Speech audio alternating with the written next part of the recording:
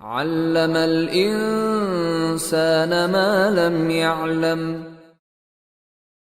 بسم اللہ الرحمن الرحیم. الحمد للہ رب العالمین، وصلی اللہ وسلم وبارک علی عبدہ ورسولہ محمد وعلی آلہ وصحبہ اجمعین، اما بعد. وعن ابن عباس رضی اللہ عنہما ان النبی صلی اللہ علیہ وسلم كان يقرأ في صلاة الجمعة سورة الجمعة والمنافقين، رواه مسلم.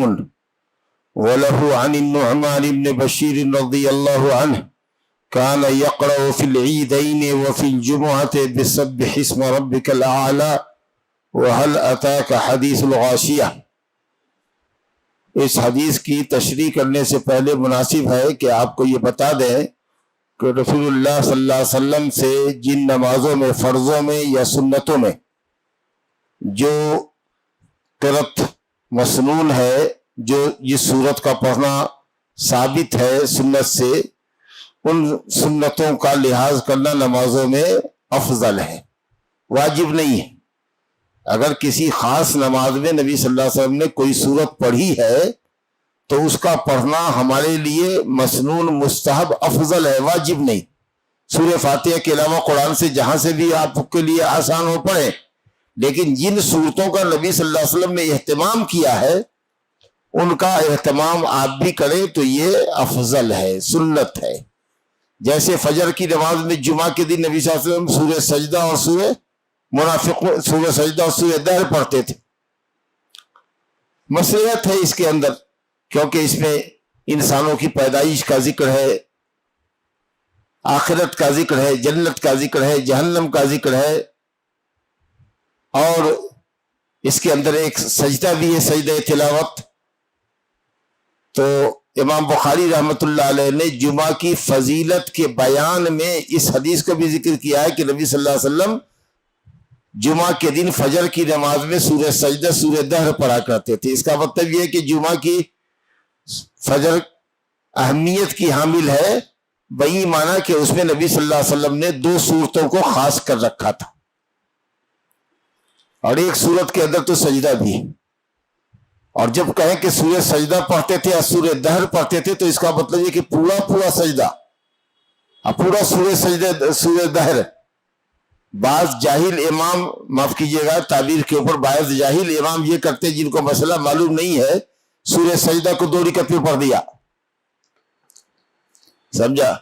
پوری سورہ سجدہ جو 3 رکوع پر مشتمل ہے اس کو 1 رکعت میں پڑھنا، اور سورہ دہر جو 2 رکوع پر مشتمل ہے اس کو دوسری رکعت میں پڑھنا. یہ سنت ہے. اگر آپ کو چھوٹی ہی صورت پڑھنی ہے تو آپ کوئی اور دوسری صورت پڑھ لیجئے، لیکن ڈیوائیڈ مت کیجئے، ایک صورت کو ڈیوائیڈ مت کیجئے. نبی صلی اللہ علیہ وسلم نے پورا سورہ سجدہ پڑھا ہے. پہلی رکعت میں الف لام میم سجدہ پڑھتے تھے، دوسری رکعت میں سورہ دہر پڑھتے تھے. اس کا مطلب کیا ہوا کہ پوری سورہ سجدہ، پورا سورہ دہر. اگر آپ کو تجزی کرنی ہے، ڈیوائیڈ کرنا ہے، تو آپ کے لیے چھوٹی صورت بھی ہے، لیکن سنت کی خلاف ورزی مت کریے. ایک بات یہ سمجھ دی. اسی طریقہ سے نبی صلی اللہ علیہ وسلم فجر کی 2 رکعت سنتوں کے اندر سورہ الکافرون اور سورہ اخلاص پڑھتے تھے. مغرب کی 2 رکعت سنتوں کے اندر بھی سورہ الکافرون، اخلاص پڑھتے تھے. اسی طریقہ سے طواف کے بعد کی جو 2 سنت پڑھی جاتی ہے اس میں بھی سورہ کافرون اور سورہ اخلاص پڑھتے تھے. ایک توحید الوہیت کی صورت ہے، ایک توحید الاسماء والصفات کی صورت ہے. تو ان صورتوں کا خیال کرنا بہت مناسب ہے، افضل ہے، سنت ہے. نہ ایسا جیسا کہ دوسرے لوگ کرتے ہیں کہ کہیں سے بھی کچھ پڑھ لیا، سورہ فاتحہ پڑھ لیا اور اس کے بعد علم تری کیفہ پڑھ لیا اور اس کے بعد قل ہو اللہ پڑھ کے جمعہ کے دن نماز میں چلے گئے. ارے مسنون سنت پڑھو بھائی. اس لیے نہیں پڑھتے کہ اہل حدیث پڑھتا ہے. سنتوں سے اس لیے چڑھا کہ ہم کرتے اس لیے آپ نہیں کرو. جو سنتیں ثابت ہیں ان پر عمل کرو. تو اسی طریقے سے نبی صلی اللہ علیہ وسلم جمعہ کی نماز میں سورہ جمعہ پڑھتے تھے، سورہ منافقون پڑھتے تھے. دونوں 28ویں پارے میں لگی ہوئی صورتیں. اور بہت زیادہ لمبے بھی نہیں ہیں، بہت زیادہ لمبے بھی نہیں ہیں۔ کیوں؟ اس لیے کہ سورہ جمعہ کے اندر جمعہ کی ترغیب آئی ہے، یا ایھا الذین آمنوا اذا نودی للصلاۃ من یوم الجمعۃ فاسعوا الی ذکر اللہ وذروا البیع، پورا اس کے بعد اخیر تک۔ اور سورہ منافقون میں منافقین کی صفات بیان کیے گئے، قلعی کھولی گئی ہے، اور ایک بڑا اجتماع ہوتا ہے تو لوگوں کو یہ پیغام جائے کہ بھئی منافقوں کی صفتیں اپنے اندر پیدا نہیں کرنی ہے۔ اور جو لوگ اردو یا انگریزی ترجمہ یا ہندی ترجمہ یا تیلگو ترجمہ جانتے ہیں، ان کو چاہیے کہ آخر امام کیوں پڑھتا ہے بھئی سورہ جمعہ منافقون، ذرا اس کا ترجمہ پڑھ کے دیکھیں کیا ہے اس میں۔ اور اگر وہ مشکل گزرتی ہو آپ کو تو جمعہ کے دن سبح اسم ربک الاعلی پہلی رکعت میں اور دوسری رکعت میں سورہ غاشیہ پوری پڑھیے۔ اس میں بھی انسان کی ابتدائی تخلیق، آخرت کی تخلیق کا، انتہائی تخلیق کا ذکر ہے، اور قیامت کا ذکر ہے، جنت اور جہنم کا ذکر ہے۔ خاص کر سورہ غاشیہ کے اندر تو خوب ہی یہ ذکر ہے اہل جنت کا، اہل جہنم کا، اور ان کی نعمتوں کا، ان کے عذاب کا ذکر ہے۔ تو نبی صلی اللہ علیہ وسلم ان صورتوں کا خاص لحاظ کرتے تھے، جس کا لحاظ کیا جانا چاہیے۔ فرمایا ابن عباس رضی اللہ عنہ سے روایت ہے کہ نبی صلی اللہ علیہ وسلم جمعہ کی نماز میں پڑھا کرتے تھے سورہ جمعہ اور سورہ منافقون، صحیح مسلم کی روایت ہے۔ اور ابن عباسی رضی اللہ، صحیح مسلم ہی میں یہ روایت ہے نعمان بن بشیر رضی اللہ عنہ سے کہ نبی صلی اللہ علیہ وسلم عیدین کی نماز میں اور جمعہ کی نماز میں سبح اسم ربک الاعلی اور حل اتاک حدیث الغاشیہ پڑھتے۔ عیدین کی نماز میں، جو سالانہ عیدیں ہیں ہماری، عید الفطر جو ابھی آنے والی ہے، اور عید الاضحیٰ جو ذی الحجہ کی 10 تاریخ کو ہوتی ہے، تو ان دونوں عیدوں کے اندر، اور ایک عید جو ہماری ہفتے کے اختتام پر ہوتی ہے جمعہ کی عید، جو تمام عیدوں سے دیکھیے تو افضل ہے، کیونکہ یہ فرض عین ہے، جمعہ فرض عین ہے، اور عید الفطر اور عید الاضحیٰ جو ہے سنت مؤکدہ ہے۔ اگرچہ راجح قول یہ ہے کہ یہ اسلام کا شعار ہے، اور شیخ الاسلام ابن تیمیہ نے کہا کہ وہ واجب ہے، ہر مسلمان پر جو بیمار نہ ہو مرد کے اوپر واجب ہے، لیکن اس میں کوئی شک نہیں کہ جمعہ کی فرضیت پر پوری امت کا اتفاق ہے، جبکہ عیدین کی نماز سنت ہے، کہ فرض کفایہ ہے، کہ واجب عینی ہے، علماء کا اختلاف۔ تو اس لیے کسی بھی طریقے سے جمعہ کی اہمیت کم نہیں ہے، جمعہ فرض ہے، ظہر کے بدلے میں ہے۔ تو الحمدللہ مسلمانوں کی یہ 3 عید ہے، ایک ہفتہ واری عید ہے اور 2 سالانہ عید ہے۔ اس کے علاوہ جتنی عیدیں ہیں مسلمانوں کی وہ سب کی سب بدعتیں ہیں۔ جو بھی مسلمان کر رہے ہیں اسلام کے نام پر کر رہے ہیں، چاہے وہ عید میلاد ہو یا شب معراج ہو یا کوئی اور عید ہو یا کوئی اور عید ہو، وہ تمام کی تمام عیدیں بدعی عیدیں ہیں۔ اللہ نے ہمارے لیے سال میں 2 عیدیں اور ہفتے میں 1 عید مسلمانوں کی جمعہ رکھی ہے۔ تو عیدین میں سبح اسم ربک الاعلی اور حل اتاک حدیث الغاشیہ پڑھتے تھے، اور دوسرا کیا پڑھتے تھے؟ سورہ قاف اور سورہ اقتربت الساعہ۔ عیدین میں سورہ قاف 3 رکوع کی صورت ہے، اور اقتربت الساعہ وانشق القمر سورہ القمر 27ویں پارے میں ہے۔ یہ 2 صورت عیدین کے اندر پڑھا کرتے تھے۔ میں نے تو اس سنت پر آج تک عمل نہیں کیا، اللہ تعالیٰ توفیق دے کہ کبھی عمل کر لیں، اور بھی ائمہ نے پڑھا ہے کہ نہیں پڑھا ہے آپ لوگ جانتے ہیں، لیکن کبھی کبھار سنت پر عمل ہونا چاہیے کہ یہ بھی اور وہ بھی دونوں جب سنت ثابت ہے۔ لیکن ہاں اہل علم نے کہا ہے کہ امام کو چاہیے کہ مقتدی کا لحاظ کرے گا۔ بہت زیادہ ٹھنڈک ہے اور بہت زیادہ گرمی ہے، دھوپ تیز ہو گئی ہے، اب سورہ انشقاق پڑھو گے 3 رکوع والی، سورہ قمر پڑھو گے 3 رکوع، اور سورہ قاف پڑھو گے 3 رکوع، اور رکوع سجدہ کرو گے اور پھر خطبہ دو گے عید کا، تو بہت لمبا ہو جائے گا۔ تو اس لیے سورہ غاشیہ، سورہ اعلی اور غاشیہ پر اکتفا کرو۔ تو اور جب وقت معتدل ہو، مارچ وغیرہ میں ہو یا فیبروری وغیرہ کا موقع ہو جہاں آدمی ٹھہر سکتے ہیں دھوپ کے اندر، تو الحمدللہ اس سنت کے اوپر بھی عمل ہونا چاہیے کہ سورہ قاف اور سورہ القمر عیدین میں تلاوت کی جانی چاہیے۔ اسی طریقے سے اگر سخت گرمی ہے، سخت سردی ہے، تو جمعہ کی نماز میں بھی سبح اسم ربک الاعلی اور سورہ غاشیہ پڑھو۔ لیکن اگر تھوڑا ہے موسم اچھا ہے، خوشگوار موسم ہے، نہ زیادہ سردی ہے نہ زیادہ گرمی ہے، تو چلو سورہ جمعہ اور سورہ منافقون بھی پڑھتے ہیں۔ تو ان صورتوں کا لحاظ کرنا چاہیے نماز پڑھانے والوں کو، تاکہ نبی صلی اللہ علیہ وسلم کی سنتوں پر، تمام سنتوں پر عمل ہو جائے۔ ایسا نہ ہو کہ کوئی سنت متروک ہو جائے یا متروک العمل ہو، یا آدمی کبھی کبھار شاذ و نادر پوری زندگی میں پڑھے۔ پڑھنا چاہیے۔ میں اکثر اپنے جمعوں کے اندر سورہ جمعہ اور منافقون پڑھا کرتا تھا. ادھر مجھ سے بھی کوتاہی ہو رہی ہے. اب یہ کیوں ہو رہی ہے؟ شاید میں خطبے میں زیادہ وقت لے لیتا ہوں یا میرا گھٹنا برداشت نہیں کرتا ہے کھڑے ہونے کو زیادہ دیر تک اس وجہ سے.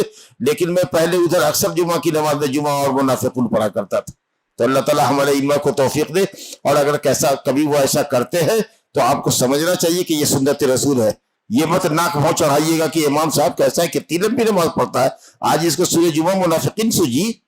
ایسا کہیں کہ جب حدیث کے اندر موجود ہے تو سنت پر عمل کر رہا ہے وہ. اور کبھی نبی صلی اللہ علیہ وسلم ایسا بھی کرتے کہ پہلی رکعت میں سورہ جمعہ پڑھتے اور دوسری رکعت میں سورہ غاشیہ پڑھتے. ادھر سے پہلی میں لے لیتے سورہ جمعہ اور سورہ غاشیہ اور سورہ اعلیٰ اور غاشیہ میں سے دوسری میں سورہ غاشیہ لے لیتے. تو سورہ منافقون سورہ جمعہ سورہ منافقون، سورہ اعلیٰ سورہ غاشیہ، سورہ جمعہ سورہ غاشیہ. یہ 3 پیٹرن ہوتا تھا جمعہ میں پڑھنے کا. خیر، اس کے بعد دیکھیے جمعہ کی نماز کے بعد سنت کیا ہے، کتنی رکعتیں ہیں. وعن زید بن ارقم رضی اللہ عنہ قال صلی النبی صلی اللہ علیہ وسلم العید ثم رخص فی الجمعہ قال من شاء ان يصلي فليصلي من شاء ان يصلي فليصلي رواه الخمسة الا الترمذی وصححه ابن خزیمہ. زید بن ارقم رضی اللہ عنہ فرماتے ہیں کہ نبی صلی اللہ علیہ وسلم نے عید کی نماز پڑھی، پھر جمعہ کے لیے رخصت دے دی، اور آپ نے فرمایا کہ جو چاہے جمعہ میں حاضر ہو پڑھے تو پڑھے اور جو نہ چاہے وہ نہ پڑھے.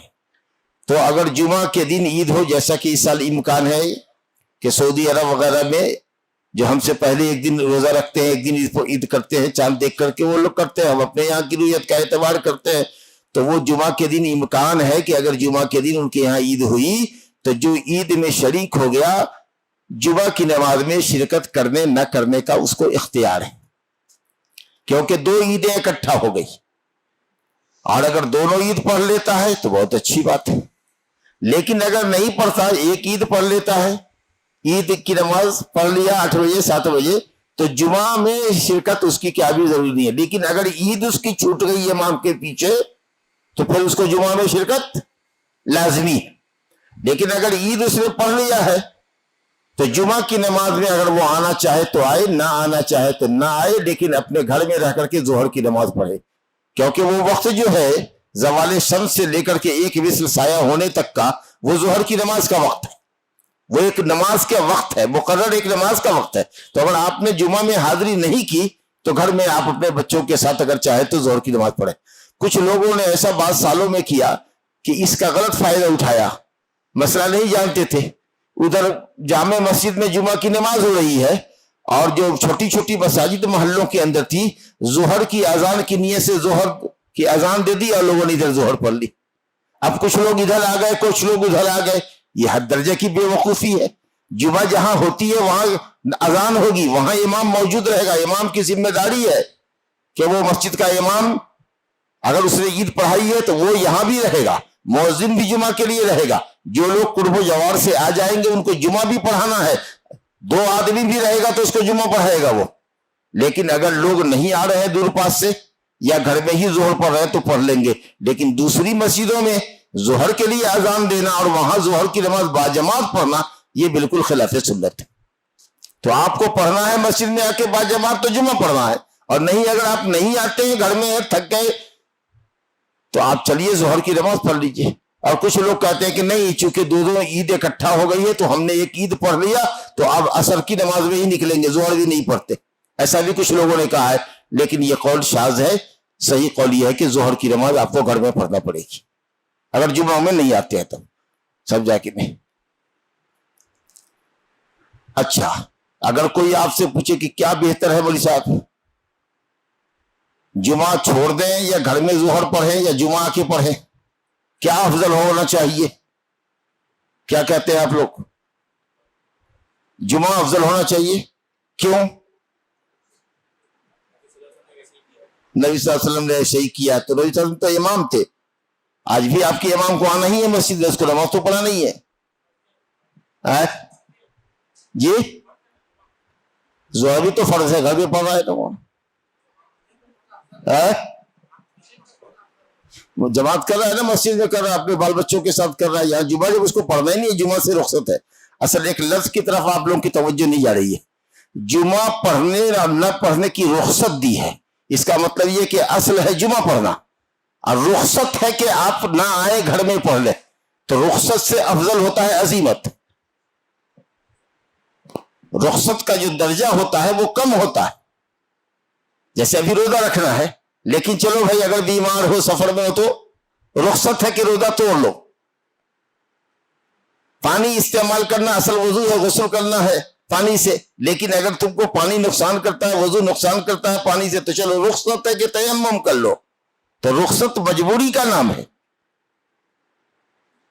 تو اس لیے جمعہ پڑھنے نہ پڑھنے کو نبی صلی اللہ علیہ وسلم نے رخصت سے تعبیر کیا۔ اس کا مطلب یہ ہوا کہ جمعہ پڑھنا اصل ہے، اس اعتبار سے جمعہ میں آنا افضل ہے، لیکن اگر وہ افضل نہیں، رخصت سے فائدہ اٹھاتا ہے تو کرے۔ اچھا یہ بات بھی یاد رہے کہ اللہ تعالیٰ کو یہ بات بھی پسند ہے کہ اس کی رخصتوں پر عمل کیا جائے جیسے کہ اس کے اصل فرض پر عمل کیا جاتا ہے۔ تو کبھی کبھار اگر آپ پیچھے رہ جاتے ہیں اس نیت سے کہ اللہ نے اس کے رسول نے رخصت دی ہے، اس رخصت پر ہم عمل کرتے، تو انشاءاللہ یہ بات بھی اچھی ہے کہ اللہ تعالیٰ کو پسند ہے یہ بات۔ چلیے دوسری حدیث دیکھیے، سنت جمعہ کے بعد کتنی ہے فرمایا، یا جمعہ سے پہلے کتنی ہے؟ کہتے ہیں وعن ابی ہریرہ رضی اللہ عنہ قال قال رسول اللہ صلی اللہ علیہ وسلم اذا صلى احدكم الجمعة فليصلي بعدها 4 مسلم، رواہ مسلم۔ کہتے ہیں ابو ہریرہ رضی اللہ عنہ فرماتے ہیں رسول اللہ صلی اللہ علیہ وسلم نے فرمایا جب تم میں کا کوئی جمعہ پڑھ لے تو اس کے بعد 4 رکعت نماز پڑھے، فلیصلی، 4 رکعت نماز پڑھ لے، امر غائب کا صیغہ ہے، 4 رکعت نماز پڑھ لے، یہ حکم ہے، قولی حدیث ہے، قولی حدیث۔ اور حضرت عبداللہ بن عمر کی حدیث ہے کہ نبی صلی اللہ علیہ وسلم جب جمعہ کی نماز پڑھ کے گھر میں لوٹتے تھے تو 2 رکعت نماز پڑھتے تھے، تو وہ فعلی روایت ہے کہ وہ آپ وہ کرتے تھے۔ تو ہمارے سامنے تین آپشن ہے، یا تو مسجد میں پڑھیں یا گھر میں پڑھیں۔ اب تعداد کے اعتبار سے 4 رکعت یہاں پڑھیں، گھر میں 2 رکعت پڑھیں تو 6 رکعت ہو جائے گی، یا چاہیں تو مسجد میں 4 پڑھ لیں، گھر میں 2 پڑھ لیں، یا چاہیں تو مسجد ہی میں 2 پڑھ اکتفا کر لیں۔ سمجھا کہ نہیں؟ کچھ لوگوں نے فرق کیا ہے کہ مسجد میں آؤ، مسجد میں پڑھنا ہے تو 4، گھر میں پڑھنا ہے تو 2۔ نبی صلی اللہ علیہ وسلم نے ایسا یا کر کے نہیں کیا ہے۔ اگر نبی صلی اللہ علیہ وسلم مسجد میں 4 پڑھتے، انہوں گھر میں جا کے 2 پڑھتے، یا کبھی مسجد میں جب پڑھتے 4 گھر میں جا کے پڑھتے 2، تب آپ کہتے مسجد میں 4 کر دو۔ نبی صلی اللہ علیہ وسلم کی یہ قولی حدیث ہے، وہ فعلی حدیث۔ تو یہ کہنا کہ 4 رکعت مسجد کے ساتھ خاص اور 2 رکعت گھر کی نماز کے ساتھ خاص، یہ بات سمجھ میں نہیں آتی۔ اگر 4 رکعت نبی صلی اللہ علیہ وسلم مسجد میں پڑھتے 4 اور گھر میں جا کے دوسرے ہفتے پڑھتے 2، تو آپ کہتے کہ جس ہفتے نبی صلی اللہ علیہ وسلم نے مسجد میں سنت پڑھی وہاں 4 پڑھی اور گھر میں پڑھی تو 2 پڑھی۔ یہاں آپ یہ کہاں کر رہے ہیں، جو کہا کہ جو چاہے نماز پڑھے 4 رکعت، گھر میں پڑھے کہ مسجد میں پڑھے، یہ قید نہیں بتایا آپ نے۔ اگر نبی صلی اللہ علیہ وسلم کا فعل یہ ہوتا کہ کسی جمعہ میں مسجد میں 4 پڑھتے اور دوسرے جمعہ میں مسجد میں نہ پڑھ کے گھر میں 2 رکعت پڑھتے، تو آپ کہتے کہ دیکھو بھائی بات صاف ہو گئی کہ مسجد میں پڑھنا ہے تو 4 اور گھر میں پڑھنا ہے تو 2۔ تو نبی صلی اللہ علیہ وسلم گھر میں تشریف لے جاتے تھے تو 2 رکعت پڑھتے تھے، اور یہاں 4 رکعت والی نماز جو کہی کہ جو چاہے جمعہ کے بعد 4 پڑھے، اس میں یہ قید نہیں ہے کہ وہ مسجد میں پڑھے۔ تو معلوم یہ ہوا کہ کل رکعتوں کی تعداد قولی اور فعلی رکعتوں کو اپن ملائیں تو 4 اور 2 6 ہوتا ہے۔ اب آپ کو اختیار ہے 2 رکعت مسجد میں پڑھو کہ گھر میں پڑھو، 4 رکعت ادھر پڑھ کر کے 2 رکعت گھر میں پڑھو، یا صرف 2 رکعت پڑھ کر کے چلے جاؤ، یا صرف 4 رکعت پڑھنے پر اکتفا کر لو۔ کم سے کم 2 اور زیادہ سے زیادہ 6، کم سے کم 2، اور اگر دونوں کو ملا لے قولی اور فعلی کو تو 6 رکعت۔ اب آپ کی مرضی ہے جیسا کر لیں، لیکن یہ اکثر عالموں سے سنیے گا کہ مسجد میں پڑھیں تو 4 اور گھر میں پڑھیں 2، یہ تفریق نہیں، یہ صحیح نہیں۔ اور جمعہ سے پہلے کوئی سنت نہیں ہے، خطبہ شروع ہو گیا ہے، امام خطبے پڑھے یا مؤذن اذان دیتا ہے، آ کر کے کل ہی آپ نے سنا کہ بیٹھنے سے پہلے 2 رکعت تحیۃ المسجد پڑھو، ہلکی نماز پڑھو تاکہ خطبے کے لیے فارغ ہو۔ اور جمعہ سے پہلے سے اگر حاضر ہو تو 2 رکعت کر کے جتنا اللہ تم کو توفیق دے، جتنی تمہارے مقدر میں ہو، 20 رکعت 40 رکعت جتنا پڑھ سکتے ہو، 2 رکعت کر کے تم پڑھو. جب امام منبر پر آ جائے بس اب نماز کا سلسلہ روکو. درمیان میں تلاوت کر رہے تھے, اٹھ رہے تھے, تلاوت کر رہے تھے, نماز پڑھ رہے تھے, تلاوت بھی کر رہے تھے, درود شریف پڑھ رہے تھے, کچھ بھی کرتے رہو. اس طریقہ سے جو آیا ہے پہلے امام کے منبر پر چڑھنے سے پہلے وہ اپنے وقت کو نماز اور تلاوت کے اندر استعمال کرے, یہاں تک کہ جب امام منبر پر بیٹھ جائے تو پڑھنے کا سلسلہ, قرآن پڑھنے کا سلسلہ, نماز پڑھنے کا سلسلہ بند کرے. تو جمعہ سے پہلے کوئی سنت نہیں ہے.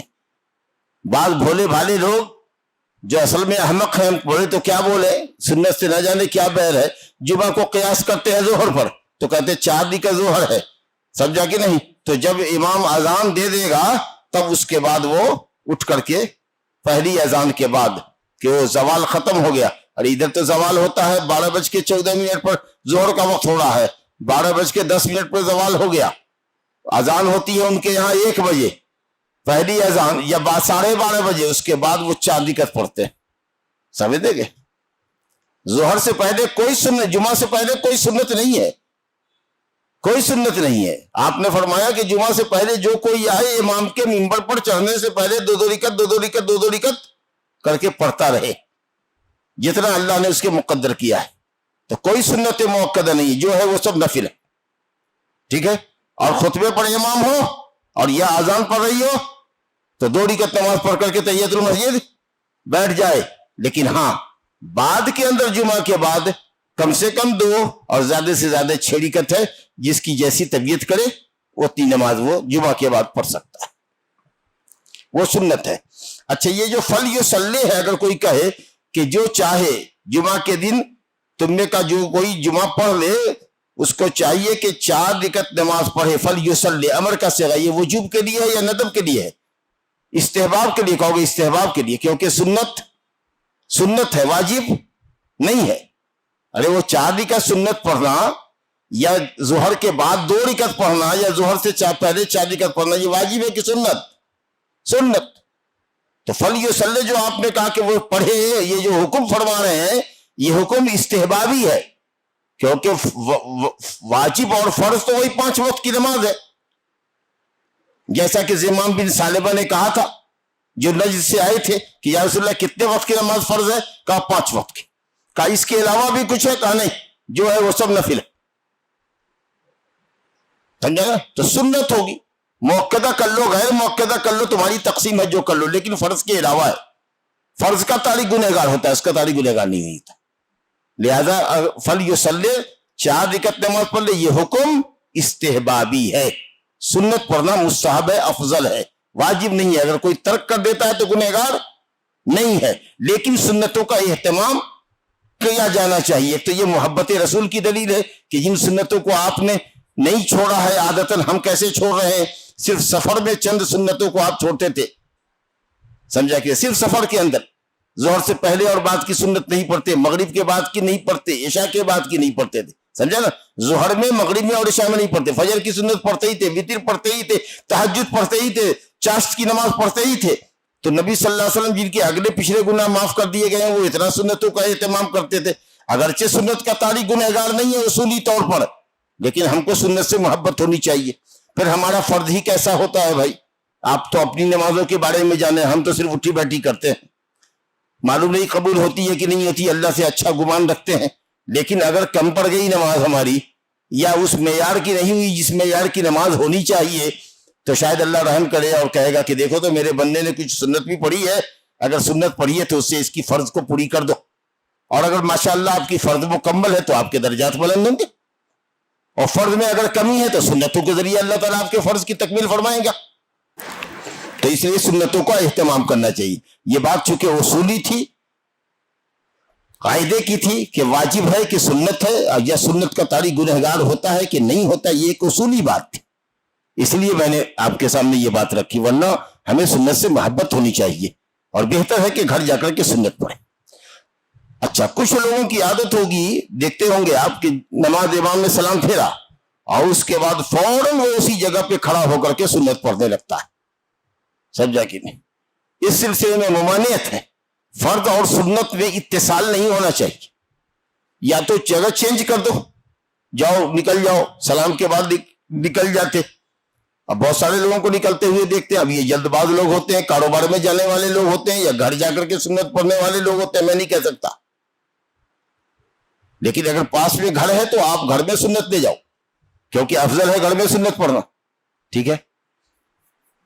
یا پھر کسی سے گفتگو کر لو، کیونکہ گفتگو ایسی جو نماز اور غیر نماز کی حالت میں فرق کرتی ہے، کیونکہ اگر نماز میں کسی سے گفتگو کریں گے تو نماز باطل ہو جائے گی۔ اس کا مطلب یہ کہ جو گفتگو یہاں مراد ہے وہ لوگوں سے گفتگو کرنا، کیسے ہیں، خیریت سے ہیں، اچھے ہیں، نہیں سمجھا؟ اس طرح کی اگر گفتگو کر لیا تو ہوا۔ کچھ لوگوں نے کہا سبحان اللہ الحمدللہ، کچھ تسبیح پڑھ لے، فرض اور سنت کے درمیان تسبیح کے ذریعے تھوڑا سا فصل ہو جائے، فصل زمانی 1 منٹ کا تھوڑا سا ڈسٹینس ہو جائے تو آپ سنت پڑھ سکتے ہیں۔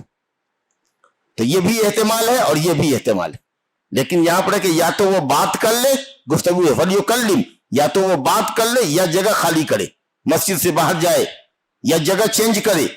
تو یہ لفظ یکلم جو ہے، بات کرے، یہ لفظ بتا رہا ہے کہ لوگوں سے بات کرنا زیادہ صحیح ہے، زیادہ صحیح ہے۔ اس معنی میں 2 معنی کا استعمال کیا نا، کہ یا تو تسبیح کے ذریعے ڈیوریشن پیدا کرے یا پھر گفتگو کر لے کسی سے۔ تو یہ تسبیح کے ذریعے کے مقابلے میں آپس میں گفتگو کر لینا، دعا سلام کر لینا، ایک دوسرے کی خیریت پوچھ لینا، یہ زیادہ صحیح ہے، کیونکہ وہی گفتگو ہے جو نماز کے اندر جائز نہیں ہے اور نماز کے باہر جائز ہوتی ہے، تو وہ فصل ڈالنے کے لیے وہ زیادہ بہتر بات ہے۔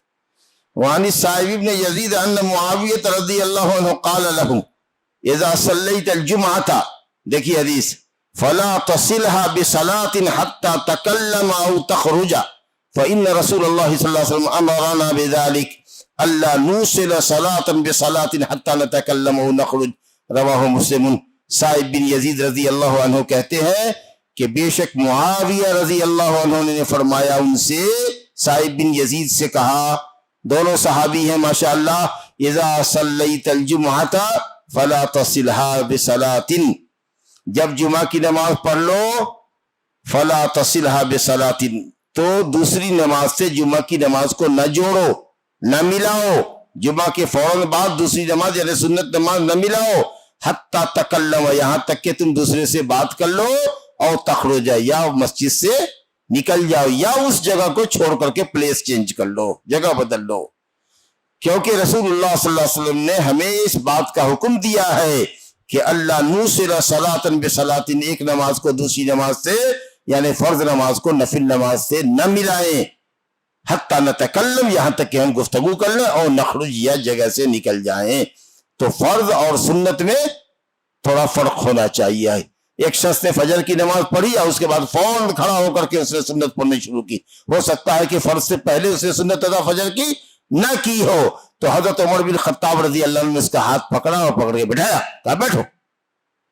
اگلی قومیں اس لیے ہلاک ہو گئی کہ ان کے فرض میں اور نفل میں فرق نہیں ہوتا تھا، تو نبی صلی اللہ علیہ وسلم نے کہا اصاب اللہ بک یا ابن الخطاب، اللہ تعالیٰ آپ کے ذریعے لوگوں کو درست راہ دکھائے۔ تو فرض کے ساتھ سنت نہیں ملانا چاہیے، کچھ ذکر و تسبیح کر لو، لوگوں سے بات کر لو، پھر اسی جگہ پر نماز پڑھ سکتے۔ اب کچھ لوگ چینجنگ ضروری سمجھتے ہیں، ادھر آ جاؤ تم، ہم ادھر آ جائیں، سمجھا کہ نہیں؟ ایسی کوئی ضرورت نہیں ہے۔ وہ حدیث جو ہے کہ کیا تم میں کا کوئی آدمی اس بات سے عاجز ہے کہ اگر فرض پڑھ لے تو سنت پڑھنے کے لیے دائیں آ جائے، بائیں آ جائے، آگے بڑھ جائے، پیچھے ہٹ جائے؟ یہ جو حدیث ہے کہ جگہ بدل کے نماز پڑھنا چاہیے، حدیث سندن کمزور ہے، اس لیے آپ اسی جگہ پر نماز پڑھیں۔ بس صرف فرق کہنے کا یہ ہے کہ فوراً نہ پڑھیں، فرض کے ساتھ نفل کو ملا کے نہ پڑھیں، فرض پڑھنے کے بعد کوئی ذکر و اذکار کر لیں یا کسی سے بات کر لیں تو اسی جگہ پر پڑھیں، اور اگر فوراً پڑھنا ہو آپ کو تو پلیس چینج کریں یا مسجد سے نکل جائیں۔ ایک حدیث اور پڑھ لیتے ہیں، ایک حدیث اور پڑھ لیتے ہیں جمعہ سے پہلے کی۔ وعن ابی ہریرہ رضی اللہ عنہ قال قال رسول اللہ صلی اللہ علیہ وسلم نے فرمایا، بولے اس روایت ہے، من اغتسل، جس نے غسل کیا جمعہ کا، ثم اتى الجمعہ، پھر جمعہ کو آیا، فصلی ما قدر له، فصلی ما قدر له، اور اس نے اتنی نماز پڑھی جتنا اللہ نے اس کے مقدر میں کی تھی۔ معلوم یہ ہوا کہ جمعہ سے پہلے کوئی محدود رکعت نہیں ہے، 2 رکعت 4 رکعت، یہ محدود سنت نہیں ہے، اتنی نمازیں پڑھی جتنا کہ اللہ نے اس کے مقدر میں لکھا تھا۔ من اغتسل، جس نے غسل کیا، پھر جمعہ کو آیا فصلی ما قدر له، اور جتنی نماز اللہ نے اس کے مقدر کی تھی اس نے پڑھی. ثم انصت، پھر جب خطیب خطبے پر چڑھا تو چپ رہا، خاموش رہا، خطبے کو غور سے سنا یہاں تک کہ امام اپنے خطبے سے فارغ ہو جائے. ثم یصلی معہ، پھر اس کے ساتھ نماز جمعہ کی پڑھے امام کے ساتھ. جب امام خطبے سے فارغ ہو جائے تو امام کے ساتھ نماز پڑھے. غفر له ما بینہ وبین الجمعۃ الاخری وفضل ثلاثۃ ایام، تو اس جمعہ سے لے کر اگلے جمعہ تک اور مزید 3 دن گویا 10 دن اگر اس سے کوئی چھوٹے چھوٹے گناہ سرزد ہوتے ہیں تو اس کا ایڈوانس کفارہ ہو گیا یہ آپ کا. سمجھا؟ یہ مسلم شریف کی روایت ہے. تو اس سے 2 مسئلہ معلوم یہ ہوا کہ ایک تو یہ کہ صاحب جمعہ کے دن غسل کر کے آئیے اور امام کے منبر پر چڑھنے تک اس دن مکروہ وقت کا بیچ میں اعتبار نہیں ہے. جمعہ کے دن مکروہ وقت کا دن کے بیچ حصے میں جو مکروہ وقت ہوتا ہے جس وقت ہر چیز کا سایہ اس پر لٹکا ہوا ہو، سایہ زوال ہوا نہ ہو، اس دن اس کا اعتبار نہیں ہے. کیونکہ نبی صلی اللہ علیہ وسلم فرمایا آیا اور پڑھتا رہا یہاں تک کہ امام منبر پر چڑھا، تب جا کر کے رکا. تو اس دن وہ مکروہ وقت کا دن میں اعتبار نہیں ہے. ایک تو یہ اصل مسئلہ سمجھ میں آیا. دوسرے یہ کہ جتنی نماز اللہ نے اس کے مقدر کی تھی اتنی پڑھی، تو اس میں کوئی 2 رکعت اور 4 رکعت کی تحدید نہیں ہے کہ آپ اس کو سنت مؤکدہ پڑھیں. جتنی نمازیں آپ جمعہ سے پہلے پڑھ سکتے ہیں پڑھیں، وہ سب آپ کی نفل ہوگی، کوئی سنت مؤکدہ نہیں ہے. لہذا ظہر پر قیاس کرنا صحیح نہیں ہے. اور تیسری بات یہ معلوم ہوئی کہ خطبے میں ایک دم خاموش رہنا ہے اور توجہ خطیب کی طرف ہوگی، اور اس کے بعد پورا خطبہ سنو غور سے، اور اس کے بعد اترو نماز پڑھو امام کے ساتھ. پھر اللہ کے فضل و کرم سے 10 دن میں اگر چھوٹے چھوٹے کچھ گناہ ہوتے تو اللہ تعالیٰ جمعہ کی اس اہتمام سے، خطبے کی خاموشی سے اور نماز امام کے ساتھ پڑھنے کی برکت سے آپ کے آنے والے 10 دنوں کے گناہوں کا کفارہ بناتا. ھذا وباللہ التوفیق وصلی اللہ علی نبینا محمد وعلی آلہ وصحبہ اجمعین.